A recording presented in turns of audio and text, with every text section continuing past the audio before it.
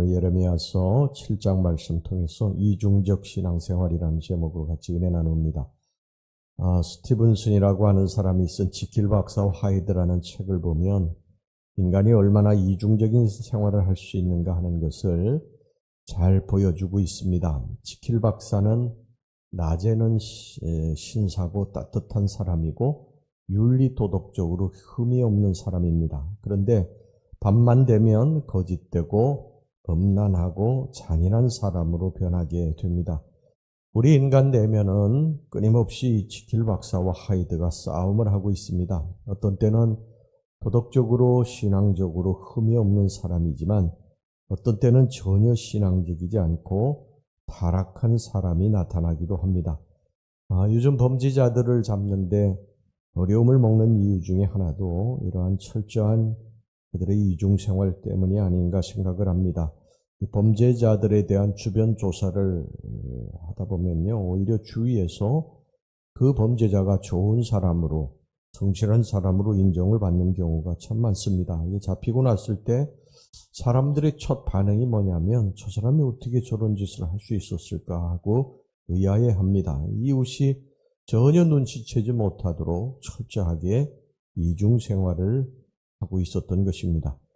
인간은 이렇게 철저하게 이중생활을 할 수가 있습니다. 사람들이 그 사람에 대해서 정확하게 잘 알지 못해요. 사회에서는 명망 있는 사람으로 존경을 받지만 집에서는 폭군으로 이중생활을 할 수 있고 또 거꾸로 가정에서는 친절하고 자상한 남편이지만 밖에선 온갖 나쁜 짓을 저지르는 사람일 수도 있습니다.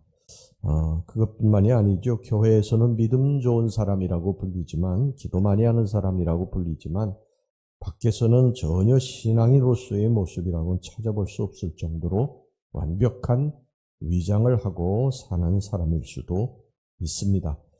오늘 여기 본문을 보면 하나님께서 이렇게 철저하게 이중생활을 하고 있는 유다 백성에게 예레미야를 통해서 크게 책망하고 있습니다.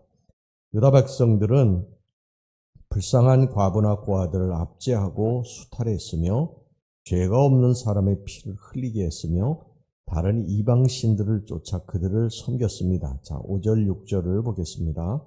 너희가 만일 길과 행위를 참으로 바르게 하여 이웃들 사이에 정의를 행하며 이방인과 고아와 과부를 압제하지 아니하며 무죄한 자의 피를 이곳에서 흘리지 아니하며 다른 신들 뒤를 따라 화를 자초하지 아니하면, 그뿐만이 아닙니다. 그들은 도적질했으며 살인했으며 간음했으며 바알에게 분향하고 알지 못하는 신을 쫓았습니다. 9절 보겠습니다.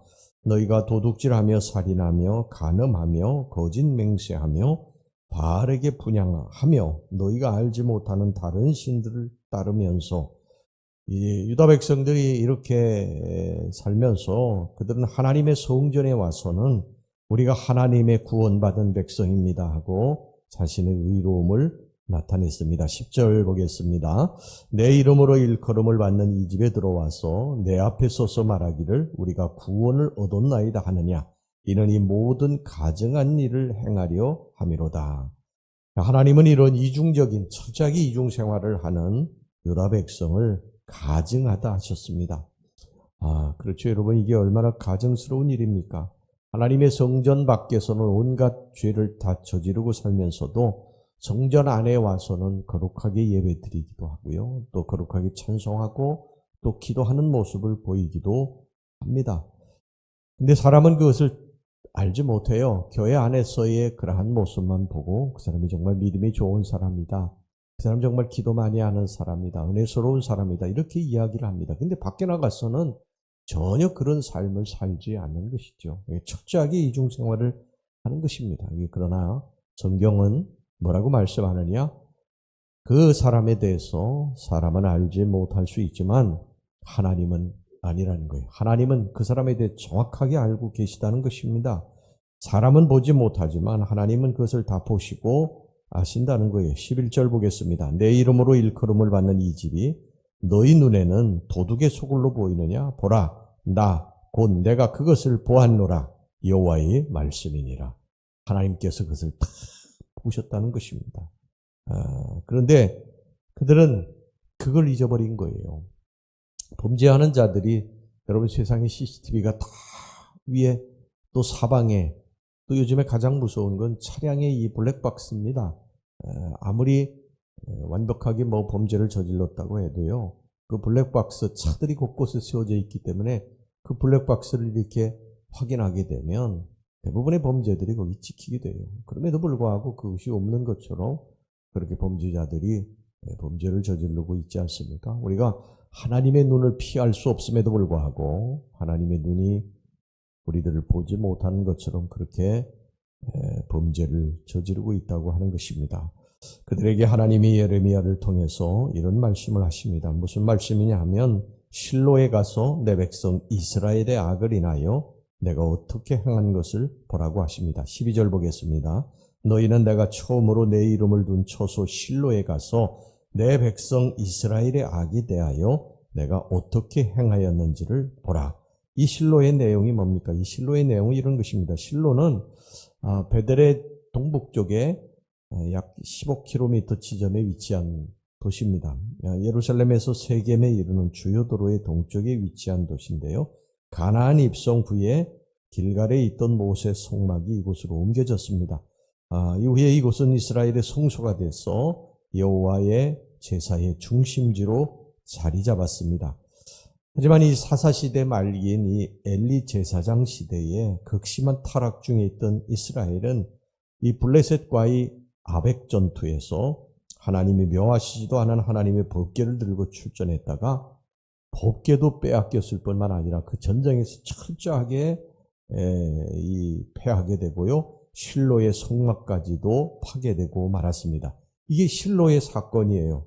하나님이 이 사건을 말씀하신 이유는 뭐냐면 성소 또 선민 이런 타이틀이 절대 구원과 생명을 보장해 줄 수 없다고 하는 것을 유다 백성들에게 말씀하시는 것입니다. 그러니까 유다 백성들이 밖에서는 온갖 나쁜 짓을, 악한 짓을, 하나님이 싫어하시는 일들을 하면서도 성전 안에만 오면 거룩하다, 거룩하다.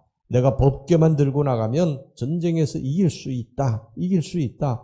이렇게 착각한다는 거예요. 그러니까 여러분 우리가 이것을 한번 뒤집어 생각해 보면요. 교회에 와가지고 하나님 앞에 내가 예배 잘 드리고 열심으로 찬양하고 또 봉사도 하고 그리고 이제 세상에 나가서 내가 어떤 삶을 살든지 간에 뭐 어떤 악한 일을 하든지 간에 그거 상관없이 내가 교회만 오면 하나님의 축복을 받고 또 구원받고 그렇게 살 수 있다. 이렇게 착각을 한다는 거예요. 아니라는 것입니다.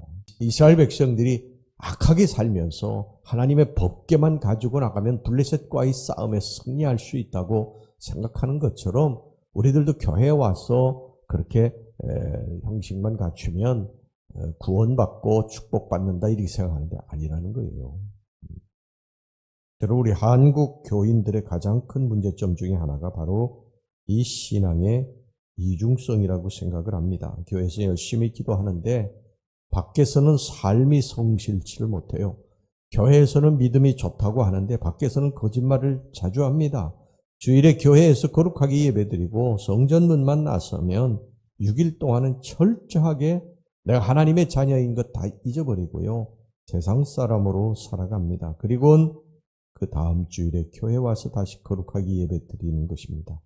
이것을 하나님이 보실 때 가증하다 보시는 것입니다. 이게 신앙의 이중성이에요. 절대 우리가 교회에 오는 것이 우리들의 구원과 축복을 보장해 주지 않는다는 것입니다.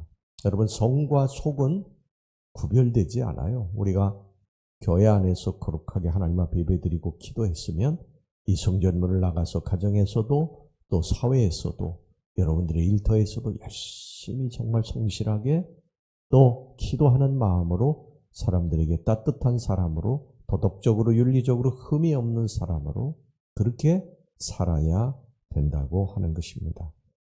여러분 우리는 장소가 어디가 됐든지 그게 중요하지 않아요.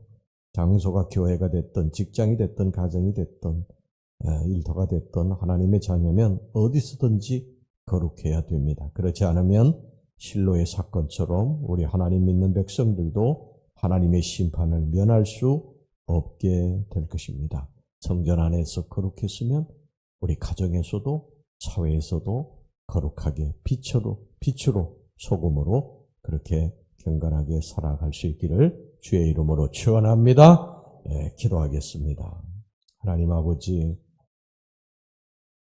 우리가 교회 안에서만 거룩하고 교회 밖으로 나가면 거룩하지 않은 악한 생활을 하고 이런 신앙적 이중적 생활을 우리가 하고 있지는 않는지 스스로 살펴보고 오늘 이 실로의 사건, 우리가 법궤만 가지고 나면 블레셋과의 싸움에서 이길 수 있다고 하는 이 착각으로 말미암아 그들은 결국 법궤까지 빼앗기고 완전히 이스라엘에게 패퇴하고 말았습니다. 아버지, 우리가 날마다 이것을 깨닫고 우리가 교회 안과 밖이 언제나 한결같이 거룩하고 경건한 삶을 살게 하여 주시옵소서. 예수님의 이름으로 기도하옵나이다. 아멘.